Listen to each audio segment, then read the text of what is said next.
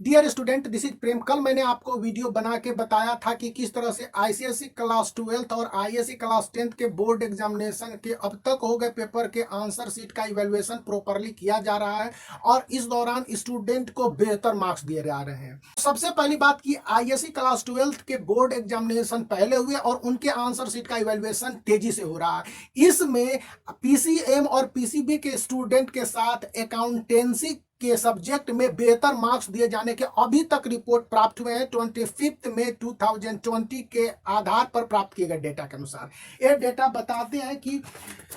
Physics और chemistry में करीब 6% का लास्ट ईयर के कंपैरिजन में राइज किया है मार्क्स में सो फार, और वहीं पर मैथ में यह राइज महज 3% है क्लास 12th के लिए, जबकि अकाउंटेंसी में यह राइज 8% आईएससी क्लास 12th के लिए है। मिक्स क्लास 10th और क्लास 12th दोनों के लिए बताया जा रहा है कि उनके मार्क्स कहीं बेहतर आए हैं पिछले साल की तुलना में, लेकिन यह स्पष्ट नहीं है कि कितने बेहतर आए हैं। और आईसीएसई क्लास 10th और आईएससी क्लास 12th के इंग्लिश में एवरेज स्टूडेंट के स्कोरिंग परसेंट में 10 से 15% के राइज के पीछे की वजह यह बताई गई कि स्टूडेंट डिफर करते हुए आए हैं। जो आंसर स्क्रिप्ट मिलती है इवैल्यूएटर को, जिसके आधार पर आईसीएसई क्लास 10th और आईएससी क्लास 12th के बोर्ड एग्जामिनेशन के आंसर शीट को इवैल्यूएट करने का एक मानदंड सीआईएससी तय करती है, तो उससे यदि स्टूडेंट के आंसर डिफर है तो भी मार्क्स अवार्ड किए जा रहे हैं। इसके पीछे की वजह यह है कि सीआईएससी काउंसिल एक स्पष्ट बुक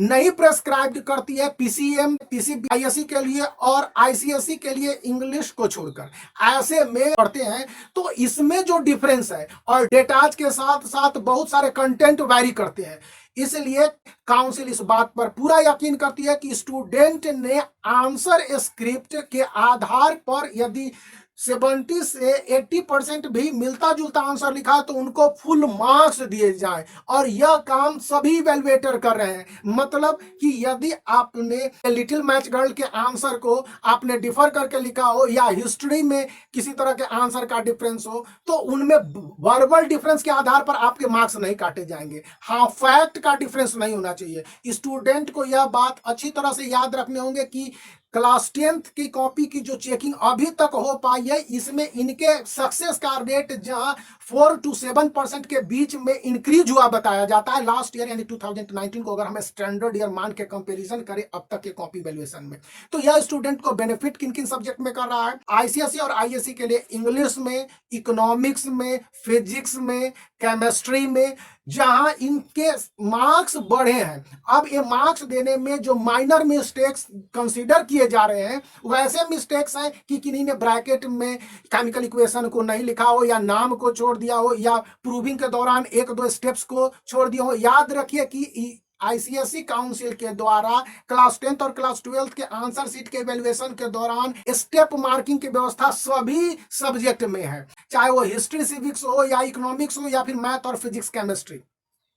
तो यह जो स्टेप मार्किंग है, इसमें स्टूडेंट ने फर्स्ट स्टेप के आंसर को लिखने के बाद छोड़ दिया तो उस फर्स्ट स्टेप के आधार पर स्टूडेंट को मार्क्स दिए जाने की बात कही गई है, और इसके आधार पर यह प्री बोर्ड के एग्जामिनेशन से स्टूडेंट के मार्क्स जो बढ़ोतरी होंगे वो इस बार 12 से 15% के बीच में वेरी कर जाएंगे, क्योंकि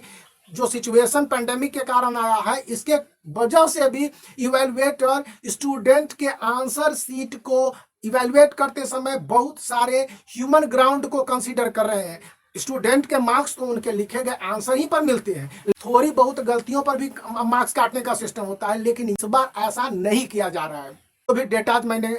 कलेक्ट किए और उसके आधार पर वीडियो बनाया है। इसके लिए मेक द ब्लैक थंब